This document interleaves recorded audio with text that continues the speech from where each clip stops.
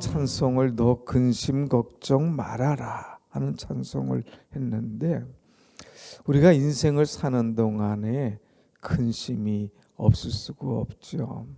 근심이 생길 때가 많습니다. 또 2절에 보면 어려워 낙심될 때도 있습니다. 또 4절에 보면 어려움 시험 당해도 시험 당할 때도 있습니다. 이렇게 근심과 낙심과 시험이 와도 우리가 늘 마음에 떠나지 않고 가지고 있어야 될 것은 확신이라고 하는 겁니다. 하나님께서 나를 지키신다. 하나님께서 나와 함께 하신다. 하나님은 내 편이시다. 이런 확신이 있을 때에 우리의 신앙이 흔들리지 않고 꾸준하게 계속될 줄로 믿습니다. 아멘. 그래서 주 너를 지키리. 똑같아요. 너 근심 걱정 말아라. 너 어려운 낙심될 때에, 너 어려운 시험 당해도 주님이 너를 지켜 주신다. 주 너를 지키리. 주 너를 지키리. 언제든지 어디서나 널 지켜 주신다고 하는 것. 그런데 이런 주님께서 나를 지켜 주신다는 확신이 흔들릴 때에 바로 문제가 생깁니다. 오늘 우리는 27장에서 이제 이 다윗의 흔들리는 신앙, 문제 앞에서 흔들리는 그의 모습을 보면서 인간은 이렇게 흔들리는구나. 나도 이렇게 문제가 있고 근심이 오고 이 흔들릴 때에 어떻게 하면 좋을 것인가. 오늘 말씀을 이제 반면 교사로 삼아서 내가 신앙이 문제가 오고 흔들릴 때에 흔들리지 않도록 오늘 이 말씀 붙잡고 우리 나가야 됩니다. 그러면 우리가 신앙생활하면서 왜 흔들리느냐? 생각지도 못한 신앙의 이런 수렁에 빠질 때가 있어요. 그 이유가 뭘까? 오늘 여기 여러 가지 나오는데 1절 말씀을 한번 보겠습니다. 1절 다윗이 그 마음에 생각하기를 내가 후일에는 사울의 손에 붙잡히리니 블레셋 사람의 땅으로 피하여 들어가는 것이 좋으리로다. 사울이 이스라엘을 온 영토 내에서 다시 나를 찾다가 단념하리니 내가 그의 손에서 벗어나리라 하고. 이제 다윗이 사울을 피하여서 도망 다닌 지가 얼만큼 됐냐면 10년이 되었습니다. 10년 짧은 세월이 아니죠. 왕이 된다고 기름을 부어줬는데 10년 동안 지금 사울을 피해서 도망 다니는 그런 신세가 되었습니다. 도망 다니는 혼자만 또 호를 날아다니면 될 텐데 처음에 400명이다가 또 나중에 200명이 더 불어서 600명의 식구들이 다 붙어 다닙니다.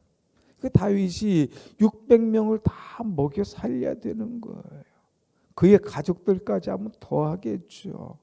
상처받은 자, 억울한 자, 눌린 자, 친족들 해가지고 이 600명 아둘람굴 이렇게 그 식당 하면서 막 여기저기 다니는데 이거 보통 일이 아니거든요.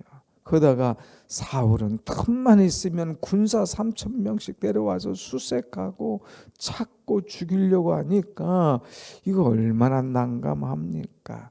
야, 여기다가는 내가 끝장나겠다. 그러니 이제 이 블레셋 땅으로 들어가자.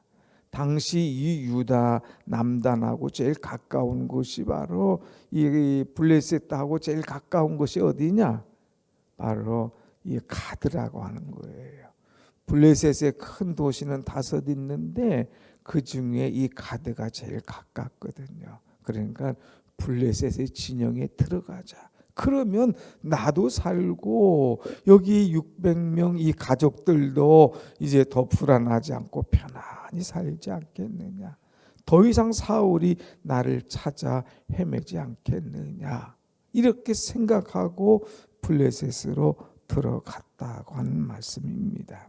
여러분, 그래서 이 다윗은 그의 마음에 생각하기를, 또 저쪽에 11절 말씀 보면 그가 생각하기를, 그의 생각 속에 사로잡혀서 이제 이런 일을 하게 된다고 하는 거예요.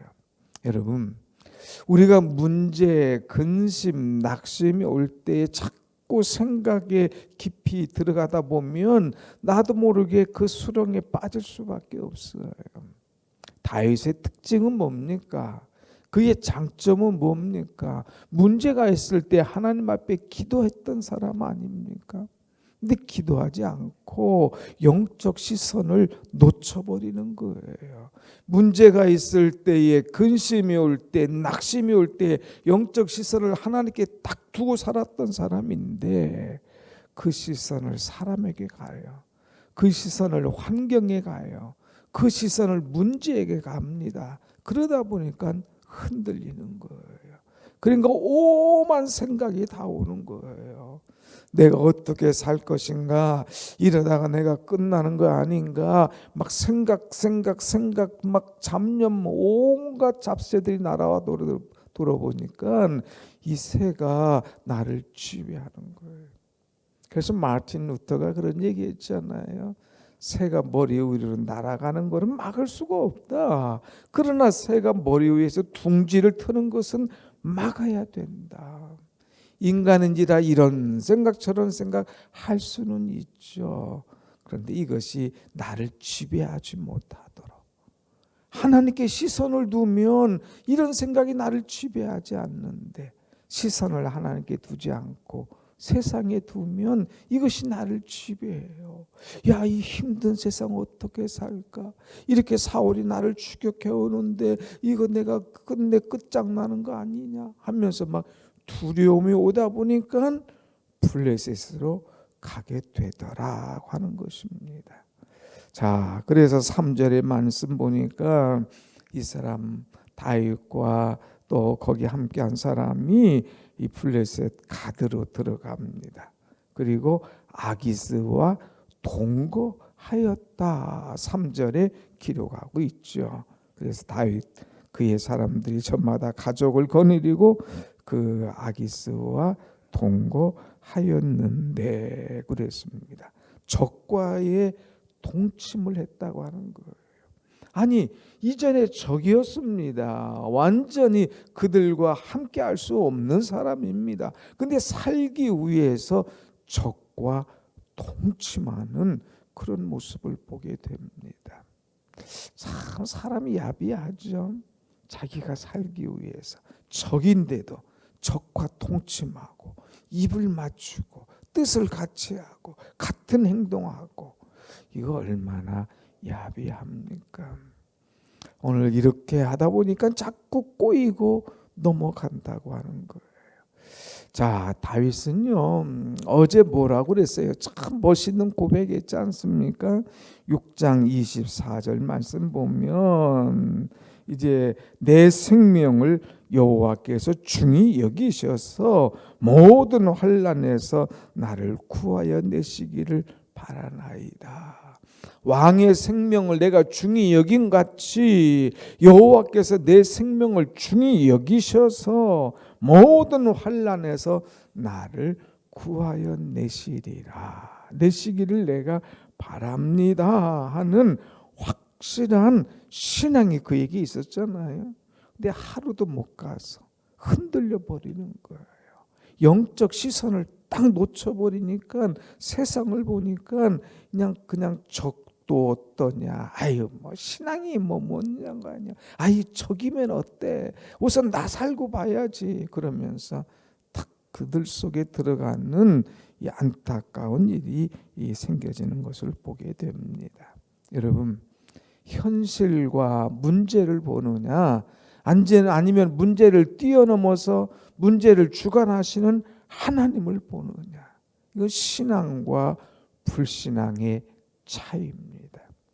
여러분, 어떤 일이 있어도 우리는 낙심되는 일, 근심되는 일, 불안한 일을 만나도 이제 불신앙적인 일반 사람들처럼 살지 말고 영적 시선을 놓지 말고 하나님께로 눈을 집중하고 눈을 떼지 않고 하나님만 전적으로 신뢰하며 의지하는 여러분이 될 때에 하나님께서 여러분을 지키시고 함께 하실 줄로 믿습니다. 아멘. 그래서 다윗은 그것을 놓쳐버렸어요.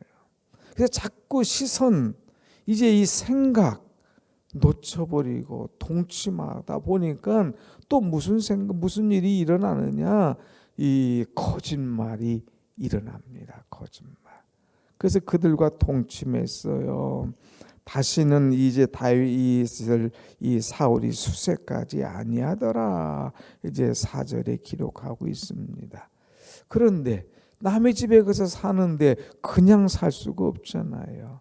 이 아기스, 블레셋의 이 아기스에게 충성을 다해야 되잖아요. 그래야 거기서 얻어먹고 살 수도 있고, 그래야 그 사람들이 인정도 해주고, 그래야 이제 자기도 편안히 지낼 수 있으니까 그가 자기를 인정할 수 있도록 건수를 올려야 되는 거예요. 그러니까 이 그를 인정하도록 건수를 올립니다. 1년 4개월 동안 이 가드에 살면서 생각지도 않은 거짓말을 하게 되는 거예요. 그리고 이 거짓말이 꼬이고 꼬여서 아주 진탕에 들어가서 그야말로 수렁에 빠지고 흔들리는 그런 일들이 28, 29, 30장에 계속되는 것을 볼 수가 있습니다.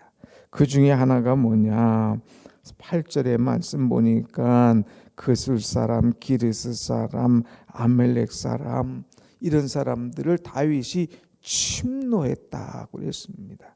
이제 늘 이 유다 백성들을, 이스라엘을 괴롭게 했던 그런 족속들이거든요. 그래서 그들을 침노해서 그 땅을 쳐서 모든 것을 빼앗아 가지고 옵니다. 양, 소, 나귀, 낙타, 의복 딱 빼가지고 아기스에 가지고 와서 여기 보시오, 이건 내가 적과 싸워서 이겨가지고 이거 가져왔나이다. 그 적 누구냐? 아멜렉이다. 또 뭐 이제 기르스다, 그술이다, 이렇게 하지 않았어요. 내가 유다를 쳤다. 유다 족속을 쳐서 이 사람들 가운데서 내가 이것 가져왔노라 하는 거짓말하는 거예요. 그러니까 아기스가 인정하는 거. 이야, 이 사람이 자기 족속을 쳤네, 유다 민족을 쳤네, 그리고 나에게 충성을 했네. 야, 이거 내가 믿을 만한 사람이구만. 야, 내가 불안에 떨 필요 없지. 저런 충성스러운 부하를 내가 뒀으니. 그리고 마음에 탁 안정하도록. 왜 그랬을까? 다윗의 속에 두려움이 있는 거예요. 내가 이렇게 충성하지 않으면 저 사람이 나를 의심하고, 저 사람이 언제 나를 쫓아내고 언제 나를 죽일지 모르니까 이런 거짓말을 하게 되는 거예요. 두려움이 오다 보니까. 그래서 11절 그의 생각에 또 맨 마지막에 두려움, 뭐 이런 생각이 딱 하고, 아기스는 야, 이거 믿어주는 거예요. 이 사람 내 부하가 되리라 하고 또 생각하게 되는 거예요. 자꾸 생각이란 단어가 오늘 이 27장에서 4번이나 나와요. 다윗의 생각 2번, 아기스의 생각 2번. 자꾸 생각. 오늘 사랑하는 여러분, 우리가 문제를 만납니다. 그러나 하나님에게 시선을 뺏기고 기도하지 않으면 자꾸 문제가 더 커지는 거예요. 이전에도 한번 다윗이 블레셋에 들어갔지 않습니까?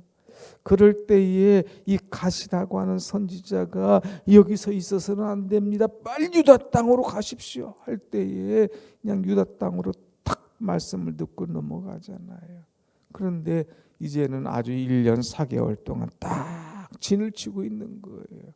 말씀의 선을 넘어가는 거예요. 여러분, 우리가 일어나야 됩니다. 어려운 문제, 이제 때로는 참 원치도 않는 그런 환경, 낙심된 것들, 이런 것들 올 때에 우리가 이겨내야 됩니다. 어떻게 이겨낼 것이냐? 오늘 말씀을 다시 정리하면 자꾸 내 생각을 앞세우지 말고 하나님의 뜻을 물으라 이거예요.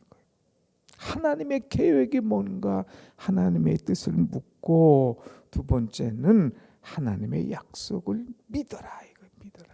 어제도 그 찰떡같이 여호와께서 내 생명을 중히 여겨서 이 환난에서 벗어나게 하리라 믿었는데 하루도 못 가서 흔들렸잖아요. 흔들리지 말고 하나님의 약속을 믿어라. 그 다음에 이제까지 내게 베푸셨던 하나님의 은혜를 기억해. 하나님께서 이제까지 내게 은혜 베푸신 것처럼 앞으로도 은혜 베푸실 거야. 믿음으로 나아가라 이거예요. 그럴 때에 우리의 신앙이 흔들림이 없이 어떤 문제와 낙심 같은 것도 넉넉하게 이기게 될 줄로 믿습니다. 아멘.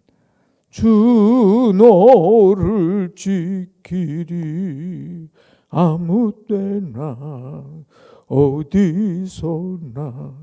아무 때나 어디서나 주님 나를 지켜주신다. 그러니까 문제덩어리가 있으면 이 무거운 짐을 주님께 딱 맡기고 편안히 살아. 내가 이거 문제 막 지고 끙끙거리고 새벽부터 문제를 지고 나와. 여러분 여러 가지 살면서 문제가 있잖아요. 내 모든 시험 무거운 짐을 우리 주 앞에 주님께 맡기러 왔잖아요. 그럼 딱 맡기러 뭐가는데 갈 때 또 들고 가는 거예요. 또 들고 가. 하루 종일 문제를 들고 다니고 근심하고 염려하고. 그러지 말고 내 무거운 짐을 주님께 딱 맡겨라. 그리고 이날까지 함께 하신 하나님께서 오늘 또 함께 하실 것이다. 기도하면서 하나님의 뜻을 구하며 평안하게 은혜 속에서 늘 어려움, 시험, 낙심, 환난을 이겨내며 살아가는 여러분의 신앙이 되시기를 축원합니다. 아멘. 기도하십시다.